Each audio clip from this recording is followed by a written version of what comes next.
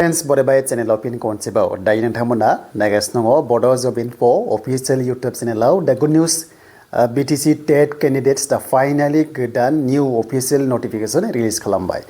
Beneza by LPUP school ni absent candidates Nantamana, chance Manganamana, Gabanta request comments Pegas no, the finally Manse notice and Karabay.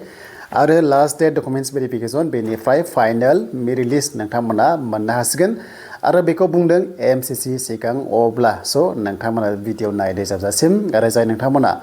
channel godan subscribe khalamna la jahate latest update nangtamana manna hayo dai jeng phaibai official website BTC yaw ara phainai logo logo latest official notification je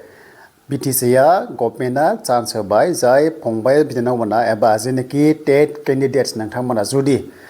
absent जादोंमोनब्ला so नोंथांमोना मा बेनो जाबाय थांफिननो हासिगोन बेनो जाबाय नोंथांमोननि documents भेरिफिकेशनाव दा बे जाबाय अफिशियेल नटिफिकेशन पाब्लिश खालामबाय डेटआ 13 फेब्रुवारि नाथाय आपल'ड खालामनाया बिथांमोना लेट खालामदों दा बेखौ नायब्ला जाय जिनोखि दाखालि थांनो हायासै अकेसआव थांनो हायासै थ' बिथांमोना LPUP डकुमेन्ट्स भेरिफिकेशनाव दा बिथांमोनखौ चान्स होदों लास्ट चान्स बेनो जाबाय 18 फेब्रुवारि स' 18 फेब्रुवारियाव नोंथांमोना जि डकुमेन्ट्स लांनांगौ बेखौ गासैबो नोंथांमोना लांफाजोबनांगोन नाथाय मोनसे बाथ्रा नट होदों बेनो जाबाय NB होनानै जेनोखि एबसेन्ट जादोंमोन थांनाय बारनि सरकाराव बेनो जाबाय 10 जुलाइआव अके 10 जुलाइ 2025 आव बेनिफ्राय 21 जुलाइसिम जुदि नैबे क'क्राझार गभर्नमेन्ट कलेजाव खालामदोंमोन बे समाव थाङाखैब्ला स' बियो दायो एक्सेप्ट जाया अके थ' जियानो जा लास्ट डकुमेन्ट्स भेरिफिकेशना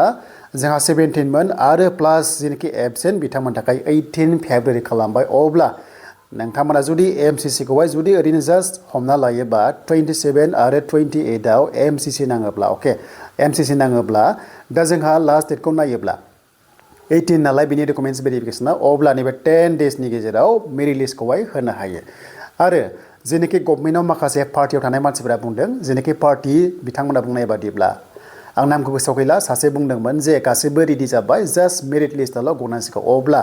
जों सानदों जे 25 आरो 26 फेब्रुवारियाव फाइनाल मेरिट लिस्टआ फैनाय चान्सआ दङ